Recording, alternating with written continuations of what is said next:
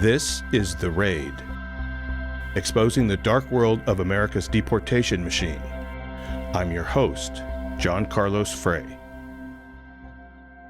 Welcome to our weekly news update, where every week I'm going to try and bring you 3 stories that you may not have heard of this week.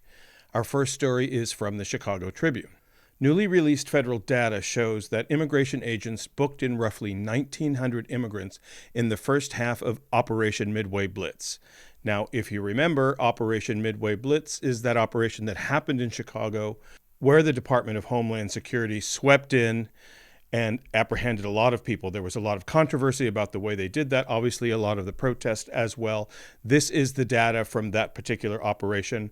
The Department of Homeland Security called it Operation Midway Blitz. 1,900 immigrants in the first half of the operation of Midway Blitz, 2/3 of whom had no known criminal convictions or pending charges. The latest data offers the first comprehensive look at the effects of the operation, and a Tribune analysis underscores the divide between the Trump administration's stated goal, to target the worst of the worst. The reality of the controversial roundups typically snagged undocumented immigrants with no known rap sheets. Of the 1,895 people detained by ICE, 1,271 lacked any criminal record. Another 343 people arrested had a pending criminal charge, while 281 had a criminal conviction. But here's the kicker. Of those with a criminal conviction, the vast majority of the offenses, these are the criminal offenders here, the vast majority were misdemeanors, or traffic citations, or nonviolent felonies.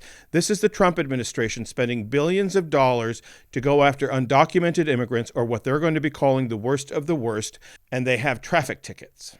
Only 1.5% of the almost 2,000 people who were arrested had been convicted of a violent felony or a sex crime. Those are really horrible odds when 98.5% of the people that you apprehend are not even close to the worst of the worst. You have to round up 2,000 people, spend all of that time and all of that effort, all of that manpower, all of that money to apprehend 1.5% of the people that you capture by violating their rights that had any kind of a felony conviction. 28 people out of 2,000. This is a story from Politico. It has a lot of data and a lot of information. Let's see if we can get through it together. The Trump administration's bid to systematically lock up nearly all immigrants facing deportation proceedings has led to a fierce and mounting rejection by courts across the country. That effort, which began with an abrupt policy change by Immigration and Customs Enforcement on July 8, has led to a tidal wave of emergency lawsuits. Many have lived in the United States for years and sometimes decades without incident, and have been pursuing asylum or other forms of legal status. At least 225 judges have ruled in more than 700 cases that the administration's new policy is likely a violation of law and the right to due process.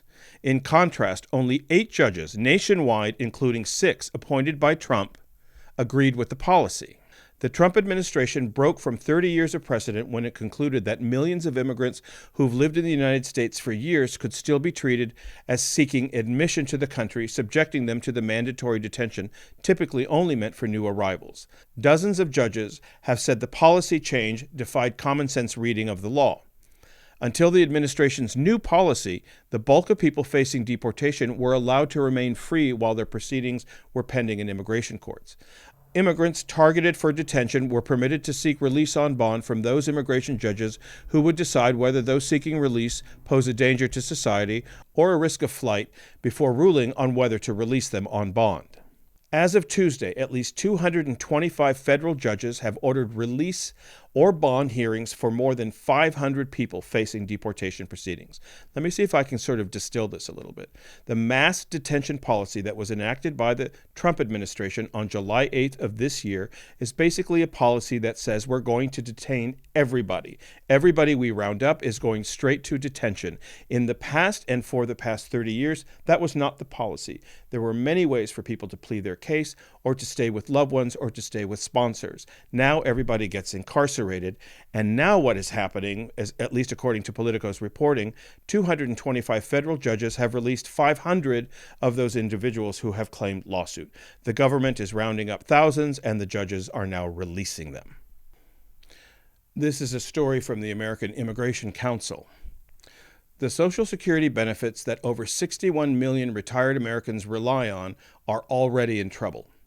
A recent report from Social Security Board of Trustees finds that without action from Congress, retirement benefits could be slashed by 23% as early as 2033. Deporting undocumented immigrants will exacerbate the problem. Immigrants, including undocumented immigrants, offset the demographic factors that are straining the Social Security Trust Fund, namely fewer younger workers paying into the fund and many more older Americans drawing from it. In 1960, there were 5.1 workers per beneficiary. By 2022, there were just 2.8, with this number expected to drop even further in coming years as more people age out of the workforce. Do undocumented immigrants get Social Security? No. Most federal public assistance programs like Social Security and Medicaid are limited to U.S. citizens and specific groups of legal immigrants, while undocumented immigrants paid $26.2 billion into Social Security Trust Fund in 2023. In fact, the Social Security Administration specifically analyzes how undocumented workers have been contributing to the trust fund for decades. Listen to this. This is the federal government have assessed what comes into Social Security, and they have acknowledged that undocumented immigrants pay into the system. This is a quote from the federal government about undocumented immigrants and Social Security. Quote, "The presence of unauthorized workers in the United States has, on average, a positive effect on the financial status of the Social Security program. As the baby boomer generation retires, immigrants will become increasingly indispensable to the solvency of the working Americans who have spent a lifetime paying into Social Security Trust Fund. The federal government knows without a shadow of a doubt that undocumented immigrants contribute to Social Security and they do not receive any benefit from it. That's why it's a plus. Undocumented immigrants pay into Social Security and they don't withdraw from it. Trump's deportation policies are hurting Social Security." Thank you for listening to The Raid, available wherever you get your podcasts. For more information about our guests and the subjects we cover, please visit our website at theraidpodcast.org.